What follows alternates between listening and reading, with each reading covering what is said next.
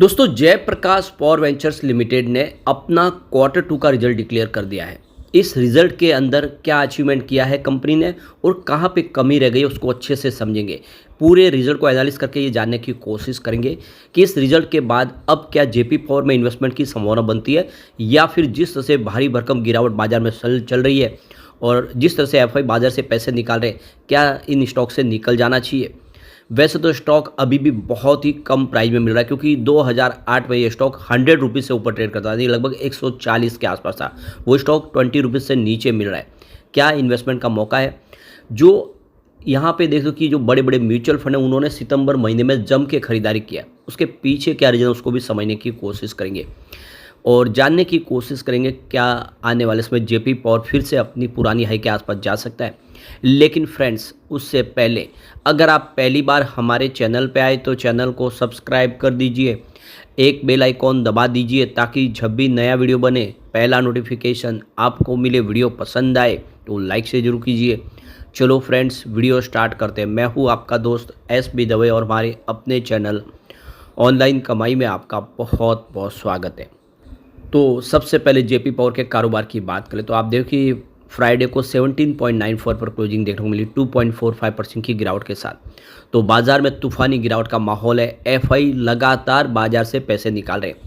अभी तक एफआई ने इस अक्टूबर मंथ में 1 लाख करोड़ की बिकवाली कर दी है अपने माल की। अब आप देख लो कि ये बिकवाली कोविड काल से भी ज़्यादा है, यानी बहुत ज़बरदस्त बिकवाली हो रही है। अब बाजार संभल रहा है तो डीआई की वजह से इंडिया के जो बड़े फंड हाउस है इस गिरावट में भी खरीदारी कर रहे हैं और साथ में रिटेल इन्वेस्टर का भी थोड़ा सपोर्ट मिल रहा है, लेकिन बाजार फिर भी संभल नहीं पा रहा है और सारे स्टॉक नीचे आ रहे हैं। इस समय जेपी पावर भी नीचे आया है। वैसे इंट्राडे में 18.5 तक गया था, अगर बाजार का साथ होता तो ऊपर जा सकता था। अब आप देख ही सकते हो कि अक्टूबर मंथ में ये स्टॉक लगभग 23-24 तक पहुंचा था। 10 अक्टूबर को इसकी जो हाई प्राइस है अगर आप देखेंगे तो वो 23.77 के आसपास था, यानी अपने 52 वीक के हाई के आसपास। उसके बाद से लगातार प्रॉफिट बुकिंग की चपेट में स्टॉक आ गया और लगातार गिरावट के बाद देखिए तो ये स्टॉक गिरते हुए 20 को तोड़ दिया और फिर उसके बाद आप देखें तो कम से कम 3-4 ट्रेडिंग सेशन में 18 के आसपास स्टेबल होने की कोशिश की और अंत में 18 के स्तर को भी तोड़ा है। तो वीकनेस तो दिख रही है। अब इस रिजल्ट के बाद संभावना आगे कैसी बनेगी उसको समझने की कोशिश करेंगे। अब रिजल्ट की बात कर ले तो 30 सितंबर 2024 का जो क्वार्टर एंड हुआ है उसमें इस बार जो कंपनी का जो सेल्स है वो करीब 12,264.1 मिलियन रुपीज़ के आसपास रहा है। पिछले साल सेम क्वार्टर में यह करीब 13,498.1 मिलियन रुपीज़ के आसपास तो कंपनी का सेल्स गिरा है। यहाँ पे रेवेन्यू की बात करें तो यहाँ पे इस बार देख सकते हो कि 13,051.9 मिलियन रुपीज़ के आसपास रहा है, जब पिछले साल सेम क्वार्टर में ये 13,592.3 मिलियन रुपीज़ के आसपास था। नेट इनकम में भी यहाँ पे देखें तो वृद्धि अच्छी खासी हुई है। 1,826.6 मिलियन रुपीज़ के आसपास इस बार नेट इनकम रही है। पिछले साल सेम क्वार्टर में ये 686.6 मिलियन के रुपीज़ के आसपास थी। दूसरी तरफ देखें तो कंपनी के बेसिक अर्निंग पर शेयर के हिसाब से वृद्धि हुई है 0.21 रुपीज़ के आसपास, जो पिछले एक साल पहले 0.06 रुपीज़ के आसपास था। और डायल्यूटेड अर्निंग पर शेयर देखें तो वो 0.21 के आसपास था, जो पिछले एक साल पहले 0.06 रुपीज़ के आसपास था। अब इस पूरे रिजल्ट को हम अच्छे से करोड़ों में डिस्कस करते हैं कि कैसा रिजल्ट रहा है। सबसे पहले कंपनी के सेल्स की बात करें, इस बार 1,226 करोड़ का टोटल सेल्स रहा है। पिछले क्वार्टर में 1,755 करोड़ के आसपास था और पिछले साल सेम क्वार्टर में 1,350 करोड़ के आसपास था। तो कंपनी का सेल्स गिरा है, चाहे आप क्वार्टर ऑन क्वार्टर बेसिस पे देख ले या ईयर ऑन बेसिस पे देख ले। तो साथ में अगर हम बात करें पिछले साल सेम क्वार्टर की के बाद सितंबर 2022 की, तो भी 1,385 करोड़ के आसपास कंपनी का सेल्स था। तो ये क्लियरली दिख रहा है कि पिछले 2 सालों में सबसे कम सेल्स इस बार रहा है और ये आंकड़े निराशाजनक है। खर्च में इस बार देखें तो कुछ कमी आई है क्योंकि सामने सेल्स ही कम हुआ, तो 840 करोड़ का टोटल खर्च रहा है। ये पिछले क्वार्टर में देखें तो 965 करोड़ के आसपास था और पिछले साल सेम क्वार्टर में 939 करोड़ के आसपास था। तो कंपनी का खर्च कम हुआ है।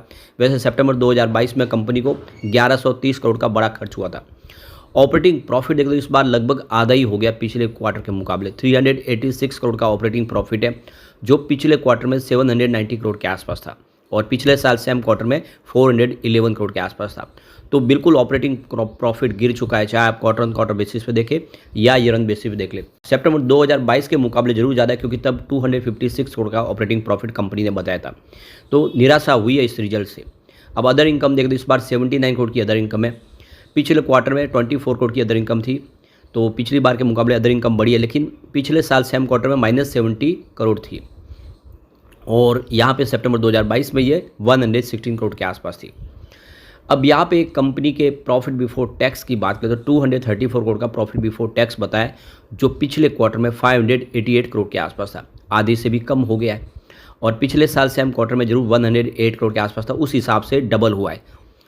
अब यहाँ पे सितंबर 2022 की बात करें तो ये 117 करोड़ के आसपास था। तो ईयर ऑन बेसिस पे तो डबल हुआ है, लेकिन क्वार्टर ऑन क्वार्टर बेसिस पे ज़बरदस्त गिरा है। अब नेट प्रॉफिट की बात करें, इस बार 183 करोड़ का कंपनी ने नेट प्रॉफिट बताया, लेकिन पिछले क्वार्टर में ये 349 करोड़ के आसपास था। पिछले साल सेम क्वार्टर में मात्र 69 करोड़ के आसपास था, यानी 2 डिजिट में था। तो उस हिसाब से प्रॉफिट दुगुना से ज़्यादा हुआ है। और आंकड़े जब यहाँ पे डिस्कस किया था तो ईयर ऑन बेसिस पे डिस्कस किया था, उस हिसाब से तो प्रॉफिट डबल हुआ है।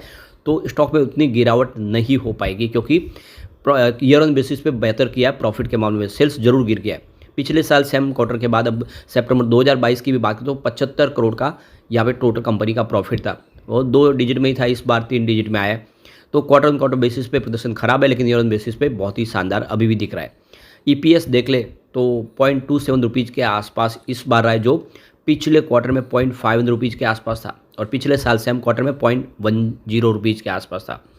अब क्लियरली ये देख सकते हो आप कि ईयर ऑन बेसिस पर रिजल्ट काफ़ी शानदार है, क्वार्टर ऑन क्वार्टर बेसिस पे बहुत ही खराब है। ईपीएस 0.11 रुपीज़ के आसपास था सितंबर 2022 में। तो इस रिजल्ट के बाद हम कह सकते हैं कि रिजल्ट न उतना खराब है, न ही बहुत ज़्यादा ठीक है, एवरेज रिजल्ट है। प्रॉफिट बताया जरूर, कंपनी छोटी कंपनी है, पेनी स्टॉक की श्रेणी में आती है, और अगर प्रॉफिट 3 डिजिट में है तो उसको अच्छा ही समझते हैं। सबसे बड़ी बात है शेयर होल्डिंग पैटर्न। यहाँ पे देख सकते हो कि सितंबर मंथ में सबने जम के खरीदारी की है इस स्टॉक के अंदर, आप देख ही सकते हो। फिलहाल प्रमोटर की होल्डिंग 24% पे, जो अनचेंज जरूर है। यहाँ पे एक ही प्रॉब्लम है, वो है गिरवी शेयर। 79.20% शेयर गिरवी है प्रमोटर के। लेकिन देख सकते हो कि यहाँ पे एफआई ने अपना इन्वेस्टमेंट बढ़ाया है। देख सकते हो कि 6.06% की होल्डिंग थी मार्च में, जो सितंबर बढ़ के 7.78% तक हो चुकी है। डीआई की होल्डिंग मार्च में 1.54% थी, जो बढ़ती हुई सितंबर में 1.75% हो चुकी है। म्यूचुअल फंड की होल्डिंग 0.10% के आसपास थी मार्च में, जो 0.23% हो चुकी है। तो एफआई, डीआई, म्यूचुअल फंड ने सब ने मिलकर खरीदारी की है। होल्डिंग कम हुई तो वो है जनरल पब्लिक की, 68.40% की होल्डिंग थी मार्च में, जो घट के 66.47% के आसपास आ गई है। तो ये एक बहुत बड़ा पॉजिटिव ट्रिगर इसके लिए साबित हो सकता है। अब यहाँ पे म्यूचुअल फंड ने बहुत शानदार खरीदारी की है। मोतीलाल ओसवाल ने यहाँ पे अच्छी खासी खरीदारी की है। निप्पॉन इंडिया ने भी जम के खरीदारी की है। एसबीआई की तरफ से भी शानदार खरीदारी हुई है, और भी बहुत सारे म्यूचुअल फंड है, एचडीएफसी बैंक, आईसीआईसी बैंक, इन्होंने भी बहुत सारा निवेश किया और सबकी होल्डिंग यहाँ पे 100% बढ़ी है। यानी इस बार म्यूचुअल फंड ने जम के खरीदारी की है जेपी पावर में। और ऐसे में हम कह सकते हैं कि लॉन्ग टर्म नजरिया अच्छा है। रिजल्ट का असर ज़्यादा पॉजिटिव नहीं देखने को मिलेगा, क्योंकि इस बार सेल्स काफ़ी ज़्यादा गिरा है और क्वार्टर ऑन क्वार्टर बेसिस पे प्रॉफिट गिरा है। लेकिन ओवरऑल प्रदर्शन अच्छा है, आने वाले समय ये बेहतर कर सकता है। लेकिन फ्रेंड्स, कोई भी इन्वेस्टमेंट करने से पहले अपने फाइनेंशियल एडवाइजर से एडवाइस ले ले, या अपना खुद का रिसर्च करें, क्योंकि मैंने वीडियो आपके एजुकेशनल पर्पज़ के लिए ही बनाया। वीडियो पसंद आए तो लाइक से जरूर कीजिए और चैनल को सब्सक्राइब कर दीजिए। Thank you friends.